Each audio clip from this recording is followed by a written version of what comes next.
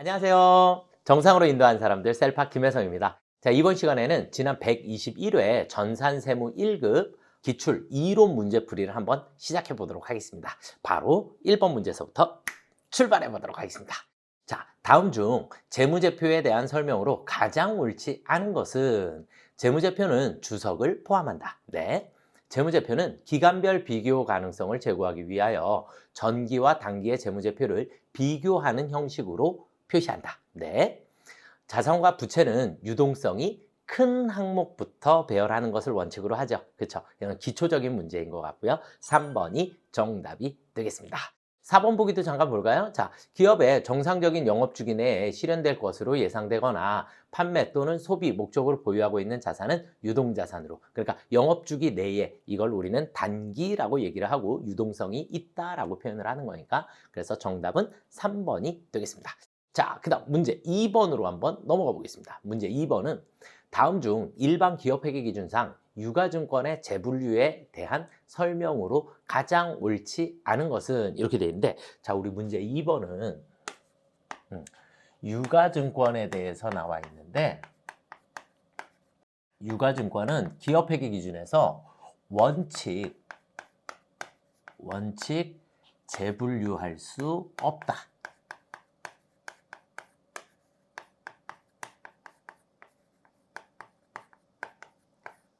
라고 되어 있고, 단기매매 증권의 경우에 단기매매 증권이, 우리가 단기매매 증권은 단기간 보유 목적의 시장성이 있는 유가증권을 얘기를 하는데, 단기매매 증권이 시장성을 상실하면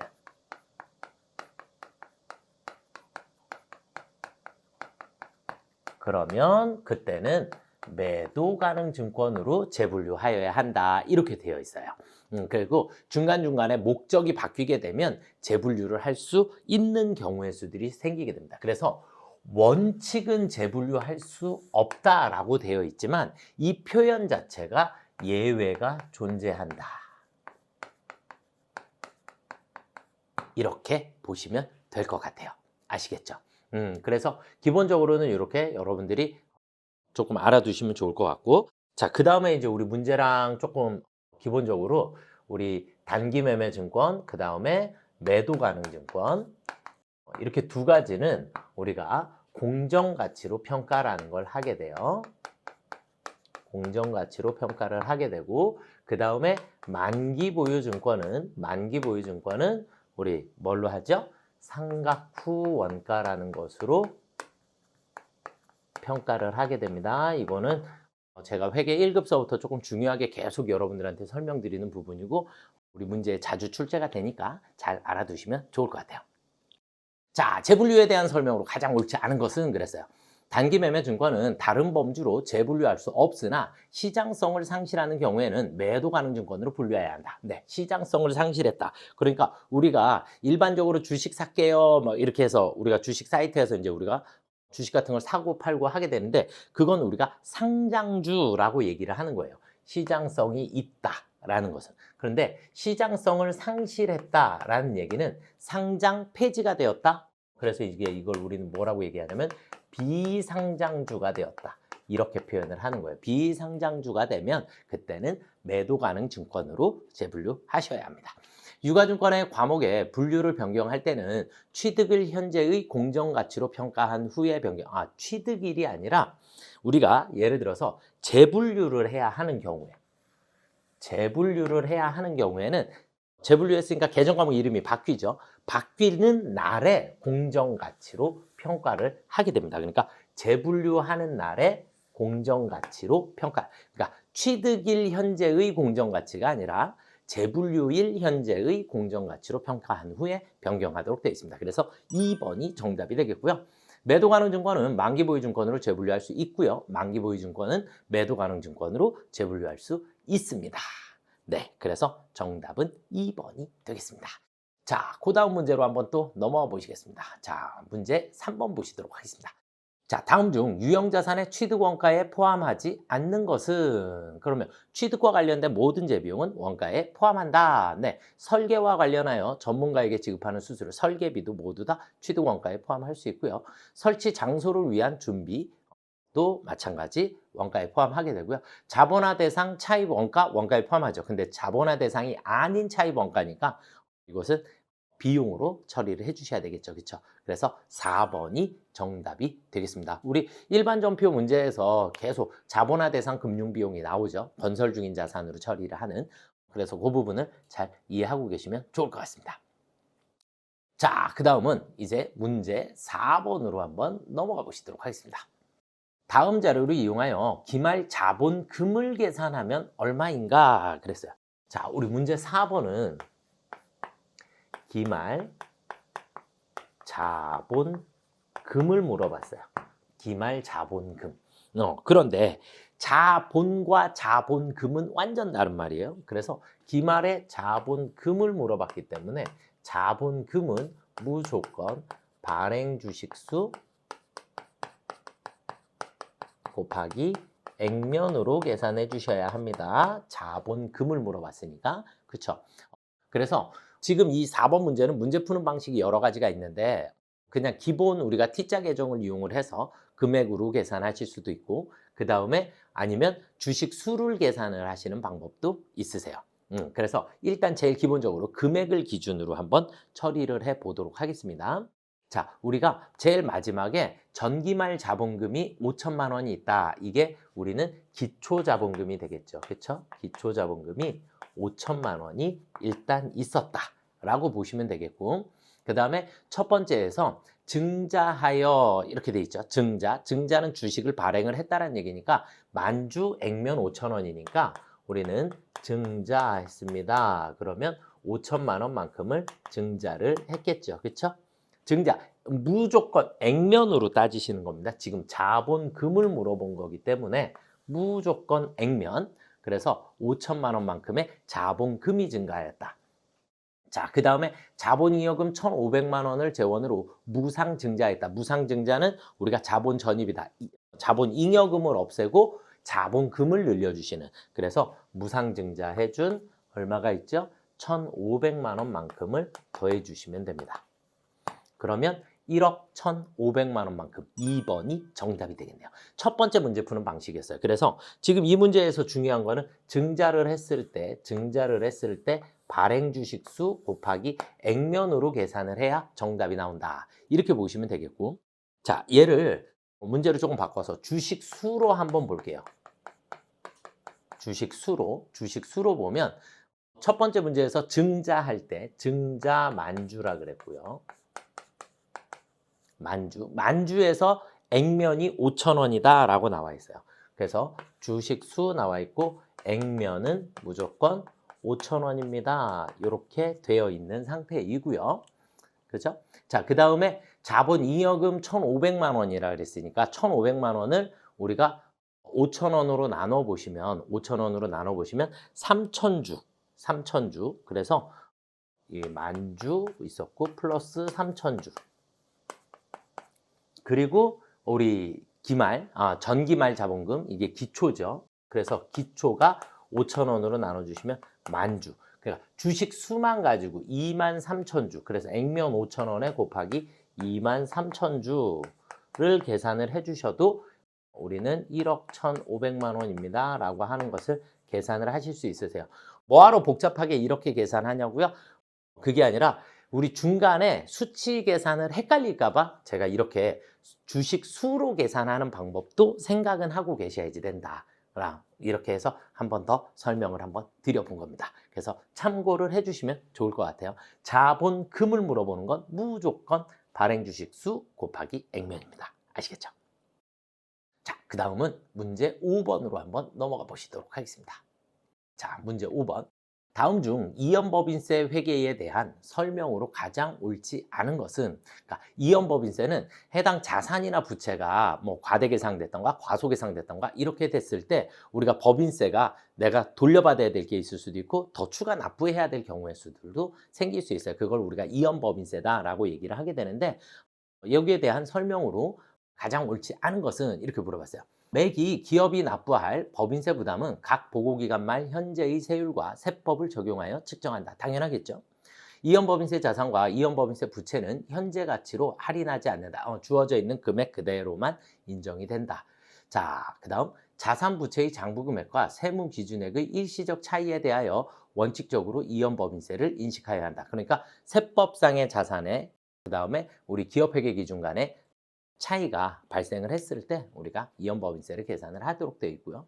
이연법인세 자산과 부채는 당해년도의 법인세율과 차기 이후 예상되는 세율을 가중평균한 세율을 적용하여 측정한다가 틀린 말이에요. 그러니까 차기 이후 예상되는 세율, 그러니까 이 예상되는 세율이라는 표현 자체가 자산을 회수하게 됐을 때 혹은 부채를 상환하게 됐을 때의 그 당시의 세율을 기준으로 하도록 되어 있습니다.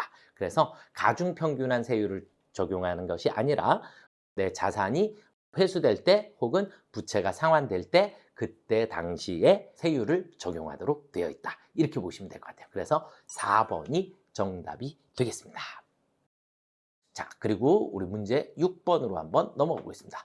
다음 중 원가의 분류에 대한 설명으로 가장 옳지 않은 것은 제조활동에 따른 원가의 분류는 제조원가와 비제조원가로 분류합니다. 맞죠?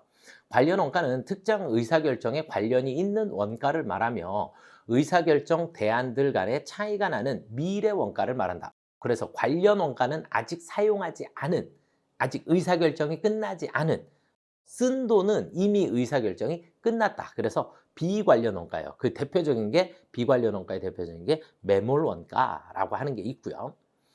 자, 준고정 원가는 조업도와 관계없이 발생하는 고정 원가와 조업도의 변동에 비례하여 발생하는 준변동 원가죠. 그렇죠? 준변동 원가가 고정비와 변동비가 혼합되어 있는 형태를 얘기하죠. 그래서 3번이 정답이 되겠습니다. 변동원가는 관련 법인 내에서 조업도의 변동에 정비례하여 총원가가 변동하는 원가를 말한다. 맞죠? 네, 이건 우리가 회계 1급서부터 계속 배워왔던 문제이기 때문에 뭐 기본적인 문제다라고 보시면 될 것 같아요. 그래서 3번이 정답이 되겠습니다. 자, 문제 7번으로 한번 넘어가 보도록 하겠습니다. 다음 자료를 이용하여 이중배분율법에 의하여 보조부문인 동력부문의 제조간접 원가를 다음의 제조부문인 A부문과 B부문에 배분할 경우 B부문에 배분될 제조간접 원가는 얼마인가? 보조부문인 동력부문에 발생한 변동제조간접 원가는 200만 원, 고정제조간접 원가는 300만 원입니다. 이렇게 돼 있어요. 자, 우리 문제 7번에서는 우리 고정비와 교정제조간접비, 변동제조간접비 이렇게 나와 있는데 그냥 아주 쉽게 간단하게 갈게요. 자, A 부문과 B 부문으로 갈 건데 우리는 어차피 B만 물어봤으니까 문제상에서 B 부문에 배분될 제조간접 원가를 물어봤고요. 제조간접 원가가 존재하는데 실제 사용량이 있고 그 다음에 최대 사용량이 있어요. 자, 이제 여기서 빨리 눈치 게임을 하셔야지 돼요. 뭐냐면 실제 사용량은 매월 바뀌어요, 안 바뀌어요? 바뀌죠. 실제 사용량은 변동비에 해당해요. 변동비에 해당한다. 빨리 눈치를 채셔야 돼요. 최대 사용량은 뭐예요? 최대치는 정해져 있죠. 그래서 얘는 우리가 고정제조간접비 이렇게 보시면 됩니다. 그러면 우리 문제에서 주어진 실제 제조간접 우리가 이제 변동제조간접 원가는 200만 원입니다. 그래서 변동비는 200만 원이라고 주어져 있고 그 다음에 고정제조간접 원가는 300만 원이라고 주어져 있으니까 변동제조간접 원가는 실제를 기준으로 그 다음에 고정제조간접 원가는 최대치를 기준으로 해서 배분을 한다. 서로 다른 기준을 적용하기 때문에 이중배분율이다 라고 얘기를 하는 것이고요. 배분 기준을 보니까 100대 300, A에 100, B에 300 이렇게 돼 있고 그 다음에 400, 400 이렇게 돼 있네요. 그렇죠? 그러면 4분의 3이니까 우리 150만 원이 갈까요? 그렇죠? 150만 원이 가게 되고 300에 해당하는 것만 계산하시면 되니까 300이 4대 4니까 여기도 150만 원이 가면 되겠죠. 그래서 우리는 300만 원만큼이 배분이 되면 됩니다. 그래서 문제 2번이 정답이 되겠습니다. 이해가 되셨을까요? 네, 그래서 두 개의 자료가 주어졌을 때 누가 변동비고 누가 고정비인지를 빨리 판단을 해주시면 문제가 조금 쉽게 풀어지지 않을까라고 생각을 합니다. 자, 그 다음 문제 8번을 한번 보시도록 하겠습니다. 다음과 같이 당사의 외주가공비가 발생하였다. 해당 외주가공비 발생액을 제조부문에 100% 배분할 경우 제조부문에 당해 외주 가공비는 얼마인가 그랬는데 요 문제 8번은 여기에다가 T자를 하나를 그려볼게요. 문제 8번입니다. 그리고 이거는 제가 회계 때 설명드리지만 외우셔야지 될 부분이에요. 어떻게 외우시냐? 전선, 전미, 당미, 당선, 지급, 소비. 이렇게 했을 때 양쪽의 합이 무조건 똑같아지면 됩니다. 그래서 글자 있는 그대로를 자기 자리에다가 넣어주시기만 하면 됩니다.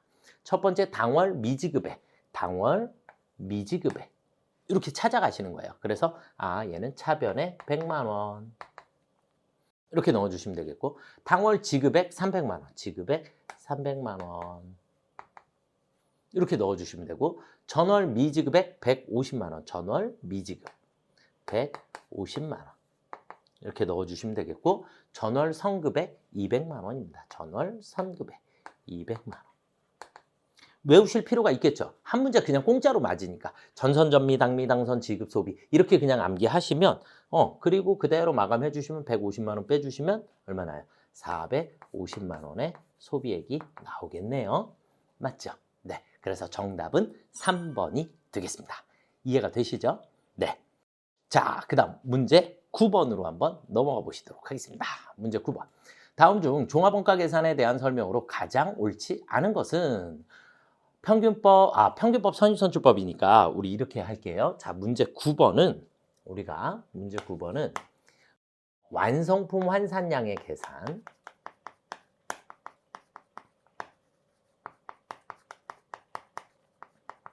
완성품 환산량을 제가 어떻게 설명드렸죠? 우리 완성수량에 플러스 기말수량 그리고 마이너스 기초수량 이렇게 했었고 기말수량과 기초수량은 퍼센트를 따져주시는 경우도 있고 아닌 경우도 있더라. 이렇게 일단 보시면 되겠고 우리가 완성수량부터 기말까지를 구하시면 평균법 처음서부터 끝까지를 가시면 선입선출법 이렇게 했었죠. 맞죠? 그래서 결국 평균법과 선입선출법의 차이는 기초수량만큼의 차이가 발생을 하게 됩니다. 이해가 되실까요? 이게 그냥 이 문제의 그냥 답이에요. 자, 평균법은 단기 이전에 착수된 기초제공품의 완성도를 무시하는 방법이다. 평균법은 기초가 의미가 없더라. 네, 이렇게 보시면 되겠고 기초제공품이 없는 경우라도 기말제공품의 완성도에 따라 선입선출법과 평균법의 완성품 환산량은 차이가 발생합니다. 기초가 없다면 평균법과 선입선출법은 동일한 방법이 됩니다. 차이가 생길 수 없습니다. 그래서 2번이 정답이 되겠습니다. 평균법은 기초제공품 원가와 단기의 원가를 구분하지 않고 모두 배분을 해주는 방법이고 비정상 공손품에 포함된 원가는 완성품 또는 기말에 배분한 비정상은 무조건 영업의 비용으로 처리를 하게 되니까 네, 그래서 정답은 2번이 되겠습니다. 자, 그 다음 문제 10번으로 넘어가 보겠습니다. 문제 10번. 주식회사 세무에 직접 노무 원가가 다음과 같을 경우 직접 노무 원가 능률 차이를 계산하면 얼마인가? 네, 엊그제도 저희 유튜브 질문이 계속 올라오는데 표준원가 계산은 문제를 조금 고정제조간접비 배분만 표준원가 계산이 계산하는 방법이 틀려요. 그걸 제외한 나머지 직접 재료비, 직접 노무비, 제조간접, 변동제조간접 하는 방법이 그냥 모두 다 똑같다라고 보시면 돼요.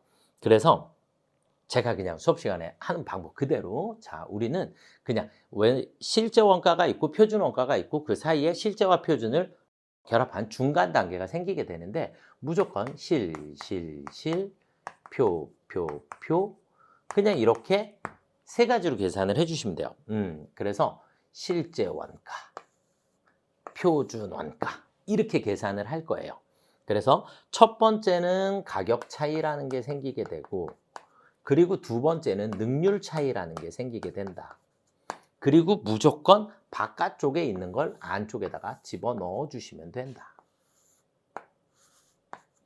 이게 그냥 문제 푸시는 방법이에요. 앞은 시간이고 뒤에는 단가예요. 시간 단가, 시간 단가, 수량 단가. 아시겠죠? 그래서 이게 단가를 의미하는, 끝에는 다 단가. 이렇게 의미를 하시는 거고. 그래서 그냥 우리가 순서대로 그냥 하나씩 넣어 볼게요. 표준 직접 노동 시간은 12만 시간입니다. 그러면 표준에 12만 시간입니다. 이렇게 넣어 준 거고요.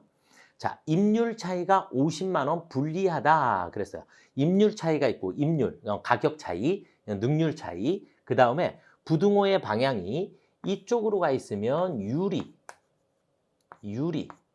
이쪽으로 가 있으면 분리, 이렇게 보시면 돼요. 그러면 지금 50만 원 불리하다 이렇게 돼 있으니까 50만 원이 불리하다, 이쪽이 50만 원이 더 크더라 이렇게 보시면 되겠고, 실제 직접 노동 시간은 10만 시간이라고 주어졌네요. 실제 노동 시간은 10만 시간. 그럼 얘랑 같은 거니까 여기도 10만 시간. 이렇게 보시면 되겠죠. 이게 그대로 여기로 온다라고 보시면 되는 거니까. 실제 노무원가 발생액은 200만 원입니다. 실제 노무원가 발생액. 그러면 여기에서 실질적으로 발생한 이 전체 금액이 얼마더라? 200만 원이더라.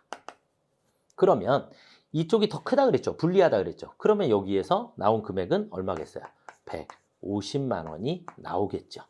150만 원이 나오려면 우리 표준원가의 단가 금액이 15원이어야 할까요? 맞죠? 그래야 150만 원이 나오게 되니까. 이해가 되실까요? 그럼 여기가 15원이니까 얘도 15원을 계산을 해주시면 180만 원이 나오겠네요. 맞죠? 그럼 이번에는 이쪽이 더 크네요. 둘을 비교했을 때. 그쵸? 이쪽이 얼만큼 더 크다? 30만 원만큼 더 크다. 그럼 30만 원만큼 더 유리한 차이가 생겼다. 이렇게 계산하시면 돼요. 그래서 식을 여러 가지의 식이 있는데 그 식을 모두 다 외우시려고 하지 마시고 우리는 그냥 이렇게 실제 원가, 표준 원가 그냥 순서대로 쓰신다. 대신에 가격 차이와 능률 차이라는 걸 우리가 중간에 계산을 하실 것이다. 이렇게만 보시면 됩니다. 답은 조금 쉽게 나옵니다. 원리만 조금 이해하시면 아주 쉽게 여러분들이 계산하실 수 있지 않을까라고 생각을 합니다. 그래서 정답은 1번 30만 원이 유리하다.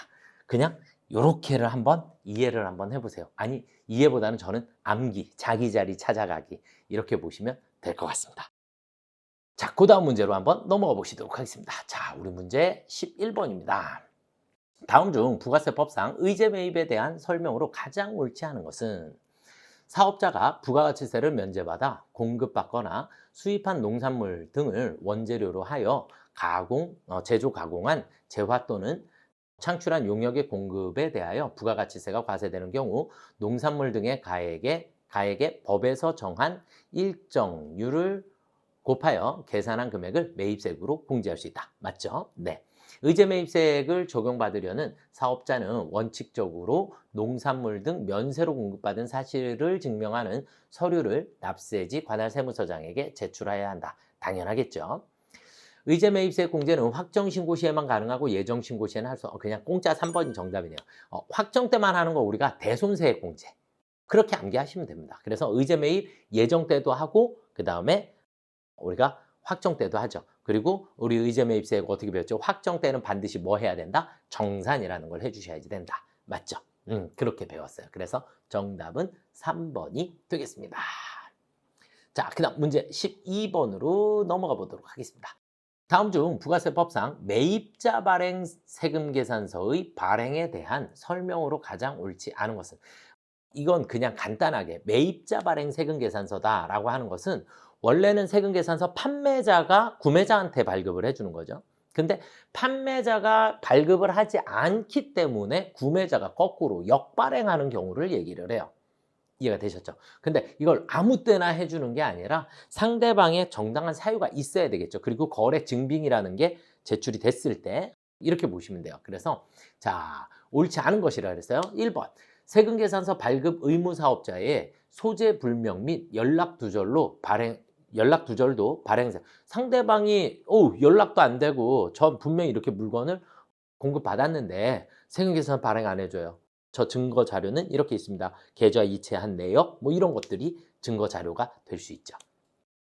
자, 매입자 발행 세금 계산서 발행하려는 자는 해당 재화의 공급 시기가 속하는 과세 기간에 개시일부터 1년 이내에 입증 서류를 첨부하여 신청인의 관할 세무서장에게 거래 사실 확인을 신청하여야 한다. 이렇게 되어 있는데, 네, 과세기간 개시일이 아니고 종료일로부터. 그러니까 예를 들어서 10월에 거래를 했어요. 그럼 12월 31일이 종료일이죠. 그 종료일로부터 1년 이내에 신청을 하면 됩니다. 그래서 개시일이 아니라 종료일이다. 그래서 2번이 정답이 되겠습니다. 거래 사실 확인 통지를 받은 신청인은 공급자 관할 세무서장이 확인한 거래일자를 작성일자로 하여 매입자 세금계산서를 발행하여 공급자에게 발급해야 합니다.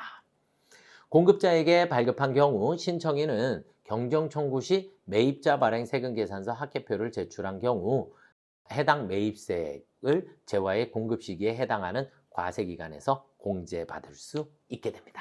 네, 그래서 지금 얘는 역발행하는 경우니까 발행을 해야 우리 공제도 받을 수 있으니까 그래서 정답은 2번이 되겠습니다.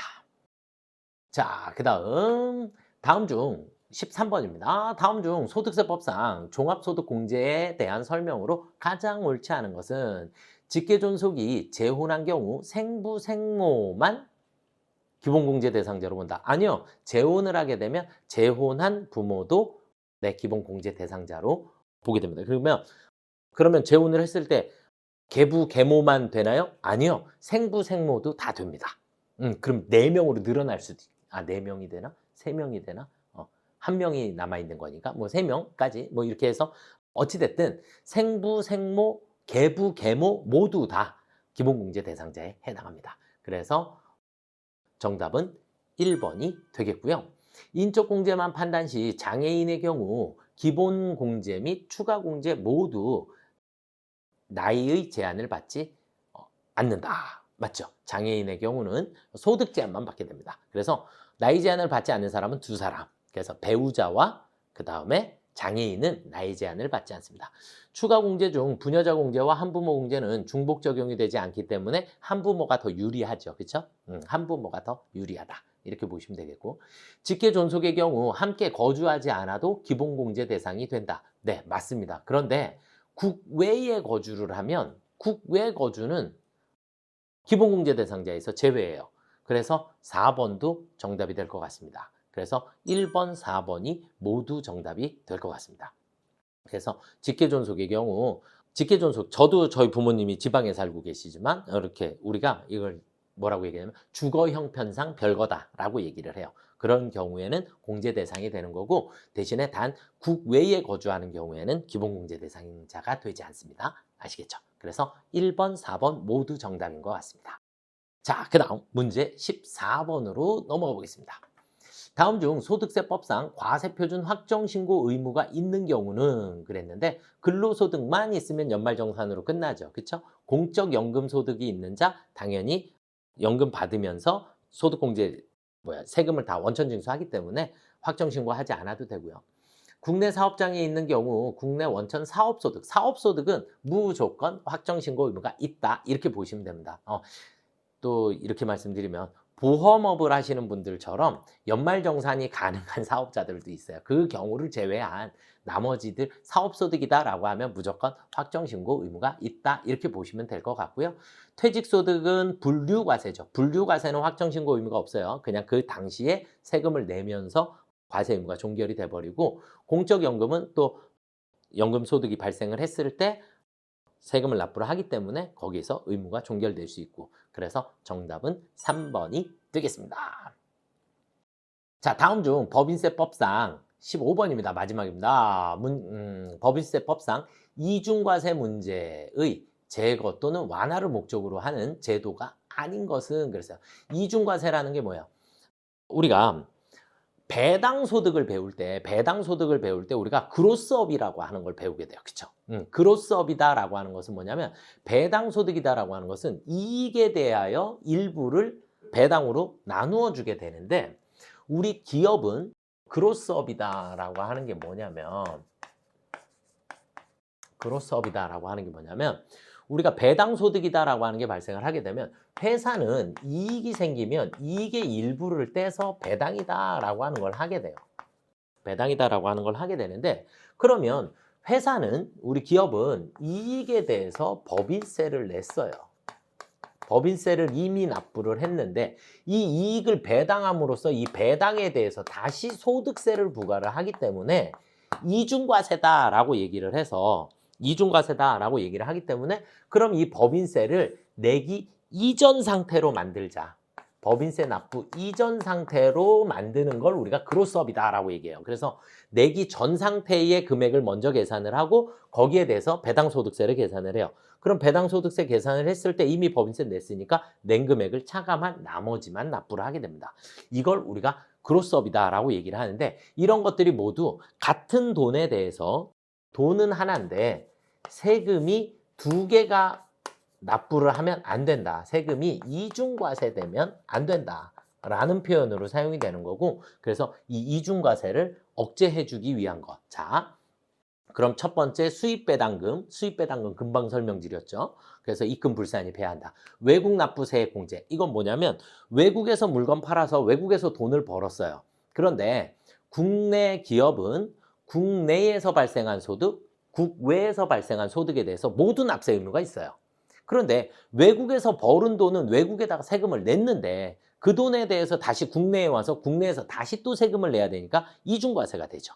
그래서 외국에다가 납부한 세액은 국가마다 세율은 다를 수 있으니까 외국에다가 너 얼마 냈는데 그만큼 냈어? 그럼 그만큼은 공제한 나머지 추가로 더 내야 할 부분만 내. 이렇게 이중과세를 방지해 주는 것입니다.